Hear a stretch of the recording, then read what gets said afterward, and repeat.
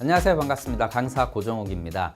통계 자료나 제도 변경을 영업에 활용할 수 있는 방법에 대해서 안내해 드리고 있습니다. 자, 이번 시간은 밀레니얼 세대에 대한 영업 전략에 대해서 좀 말씀드릴까 합니다. 자, 요즘 밀레니얼 세대, MZ세대 이야기 굉장히 많이 나오죠. 왜 그럴까요? 왜 그럴까요? 왜 그러냐면요. 당연히 이 세대들이 앞으로 소비의 주력 세대로 이제 급부상하고 있기 때문입니다. 소비자를 이해하는 거 뭐 지피지기면 백전백승이다. 자, 이들은 우리가 일반적으로 저 또한 이제 내일 모레면 이제 저도 이제 뭐 50이 되는데 이들은 일단 만나게 되면 기존 기성 고객과들과 분명히 다릅니다.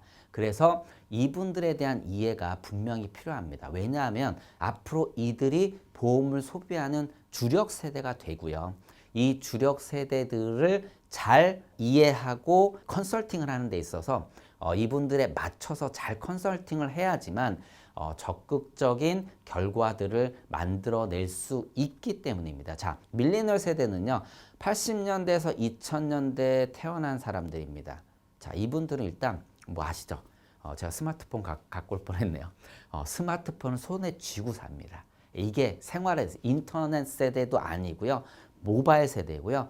유튜브, 인스타그램 이러한 SNS를 굉장히 적극적으로 활용할 뿐만 아니라 그 안에다가 자신의 어떤 성향이나 스타일 이런 것들을 굉장히 적극적으로 표현을 합니다. 굉장히 적극적으로 표현을 해요. 그래서 이 소셜 데이터들을 활용하게 되면 굉장히 좋은 성과를 만들어내고 실제 지금 뭐 SNS를 통해서 영업을 적극적으로 하는 분들은요, 바로 이러한 밀레니얼 세대들에 대한 이해를 같이 잘 하면서 여기서 DB를 생성해내고 있죠. 그런데 이 세대들은 어떤 특징을 갖고 있냐면요, 대한민국의 산업화의 수혜주하면은 바로 베이버 세대들입니다. 이 베이비 부머 세대들이 대한민국의 부를 거의 가장 많이 쥐고 있다라고 해도 과언이 아닌데 그들의 자녀들이다 보니까 부유하게 자랐지만 대한민국 최초로 부모보다 가난한 세대로 지금 처음 자리한 세대들입니다. 가난하다. 다시 말씀드리면 지금 어렵죠. 취업도 어렵죠. 취업이 점점 늦어지죠. 은퇴는 빨라지죠. 결국은 소득을 형성할 시기가 굉장히 적고요. 취업난의 허덕이고 경쟁의 허덕이다 보니까 과거처럼 뭐 좋은 대학을 나와도 취업을 못하는 경우도 많을 정도로, 그리고 뭐 계약직으로 살아가고 이러한 어려움들을 굉장히 많이 겪고 있을 뿐만 아니라 또 아시죠? 부동산에 대한 굉장히 부담. 베이머 세대들이 올려놓은 부동산을 이 베이머 세대들의 자녀가 사야 되는데 도저히 벌어서는 살 수 없는 그러한 환경에 처해 있는 세대들입니다. 자, 이러한 세대들의 이해가 분명히 필요할 것인데요. 첫째, 이들은요, 주식이 이제는요, 그냥 재테크 수단이 아니고요, 기본적으로 그냥 생존 수단이라고 생각합니다. 왜요?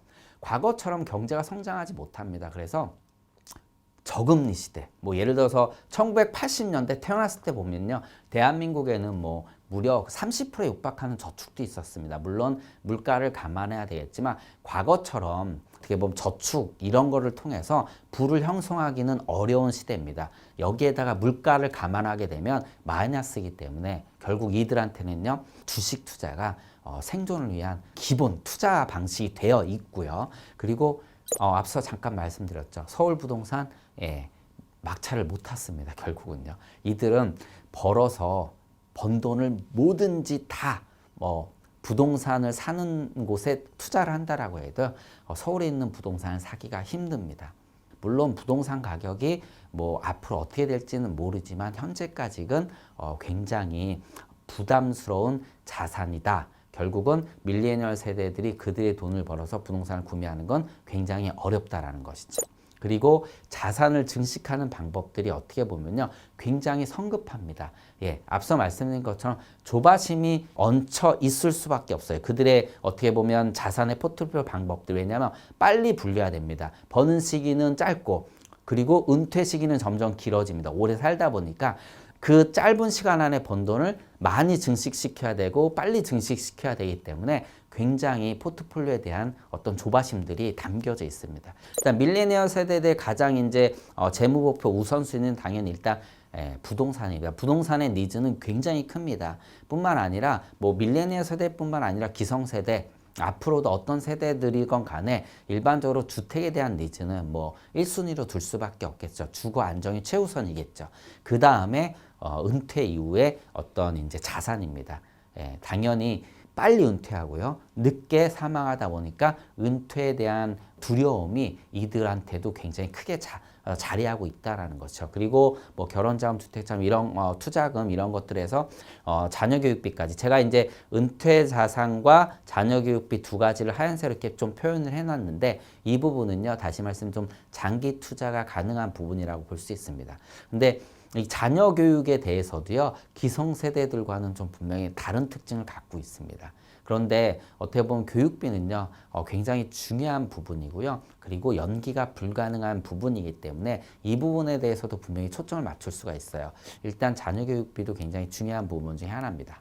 자, 밀레니얼 세대들이 어떤 것들을 좀 바꿔놨냐면요. 원핸드 푸드라고 해서요. 자, 과자를 이렇게 한 손에 쥐어 먹을 수 있게 과자 봉지를 조그맣게 세로로 바꿨습니다. 왜 그럴까요? 한 손에는 무조건 스마트폰을 쥐고 있기 때문에 한 손으로 털어서 먹을 수 있게 이렇게 봉지를 바꿨습니다. 대한민국의 스낵을 판매하는 이러한 그 기업들이요, 이걸 바꿔버렸습니다. PC방 같은 데서 보면 이런 모습을 많이 볼 수가 있고요. 그리고 자, TV를 세로로 본다라는 거 어떻게 보면 상상이나 하셨습니까? 정말? 저도 지금 TV를 세로로 본다라는 건 아직까지도 조금 어색한데 핸드폰을 세로로 많이 보고 있기 때문에 그렇습니다. 그래서 뭐 요즘은 세로로 촬영을 해서 컨텐츠를 제공하다 보니까 세로에 대한 어떤 니즈가 부각이 되는 거죠. 이런 시청각 부분에 대해서요. 그래서 세로 TV라는 것도 만들어서 지금 판매를 하고 있고, 그리고 유명한 회사입니다.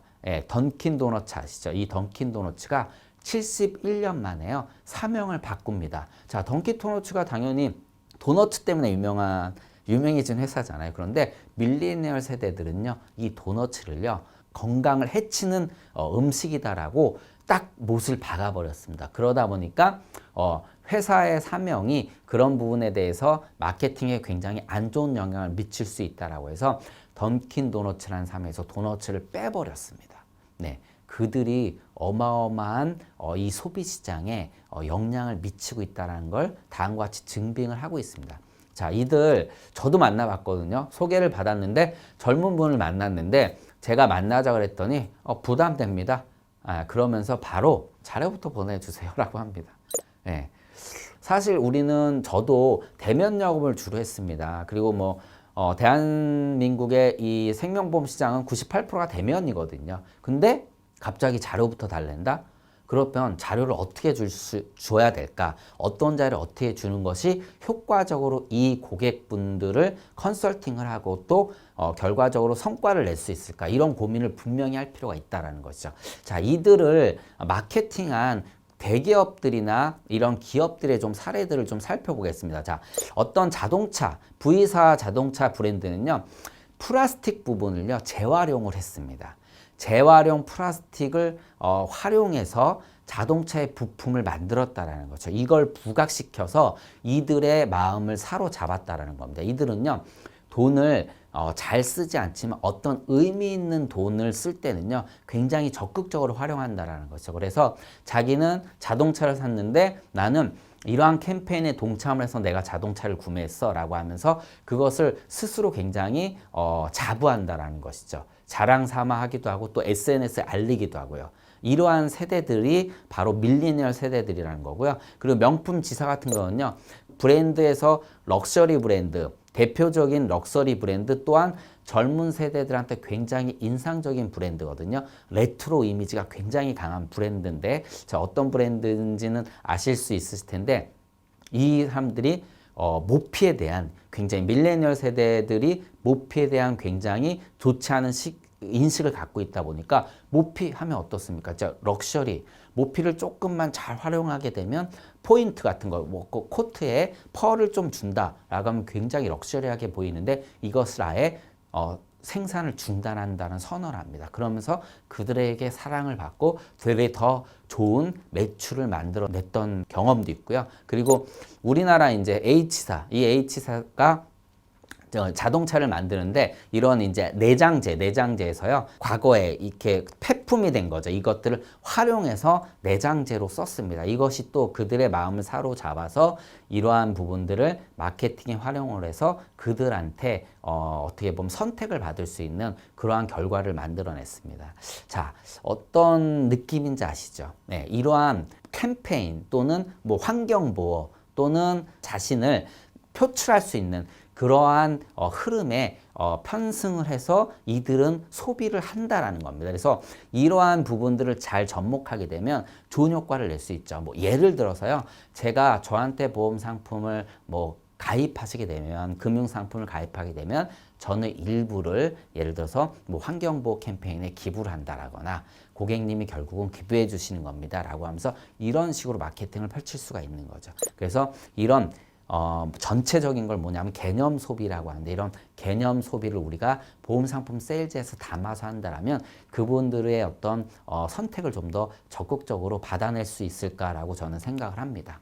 자, 그리고 이들을 공략하려면 이제는요, 우리도 플랫폼을 갖춰야 됩니다. 네, 플랫폼. 자, 가장 유명한 플랫폼들, 예를 들어 대한민국의 카카오톡. 예, 그들이 지금 보험시장까지 다 침투하고 있지 않습니까? 네, 카카오를 통해서, 카카오페이를 통해서 보험회사를 설립하고, 최근에 인터넷 보험사를 뭐 캐로소노 보험에 의해서 두 번째로 설립을 이제 인가 신청을 했거든요.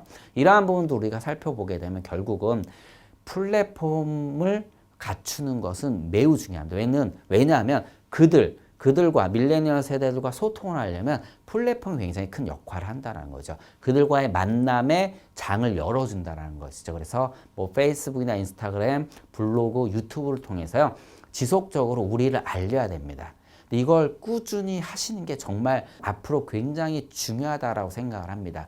예, 어렵겠죠. 안 해보셨죠. 그래도 저도 하고 있지만 처음에는 조금 불편하지만 이것들을 통해서 굉장히 많은 성과를 저도 내고 있습니다. 저는 뭐 예전에 네이버 지식인을 통해서 뭐 굉장히 좋은 성과를 냈었고요. 그것만은 충분히 좋은 매출을 내서 먹고 살았었고요. 지금은 블로그나 유튜브를 통해서 좋은 성과를 내고 있거든요. 그러니까 하나씩 지금부터 준비한다면 미래에 이 컨텐츠들이 쌓이면요, 굉장히 좋은 성과를 낼 수 있습니다. 왜냐하면 그들과 일단 소통의 창구가 결국은 이 SNS라는 플랫폼이 될 수밖에 없고요. 그리고 앞으로 이들과의 소통을 하려면 아까 말씀드린 것처럼 자료부터 달라고 하지 않습니까? 결국은 말로 승부하는 게 아니라 글이나 그림 같은 걸로 승부를 해야 되거든요. 이런 능력을 SNS를 구축하는 데서 갖춘다라면은 그들과의 컨설팅에서 좋은 성과를 분명히 낼 수 있기 때문입니다. 결국 플랫폼을 갖추게 되면 이러한 영업 방식을 우리가 습득할 수 있고요. 그들과의 소통 창구를 만들어낼 수 있고요. 여기서 데이터를 계속 쌓은다라면 이 데이터가 굉장히 좋은 성과를 만들어내 줄 수 있을 거라고 저는 생각을 합니다. 자, 밀레니얼 세대, 새로운 소비층으로 부각하고 있습니다. 그들을 이제는 우리가요, 버릴 수가 없습니다. 나랑 좀 안 맞아? 이럴 수가 없습니다. 그들이 결국은 보험 소비의 주력층으로도 올라오고 있기 때문에 그들을 잘 이해한다라면, 그들과의 소통 창구를 잘 마련한다라면 지금보다 더 좋은 성과를 낼 수 있고, 먼 미래에는 이들로부터 인해서 굉장히 좋은 매출을 꾸준히 형성할 수 있을 거라고 봅니다. 자, 밀레니얼 세대 이해를 통한 영업 전략 여기서 마치도록 하겠습니다. 고맙습니다.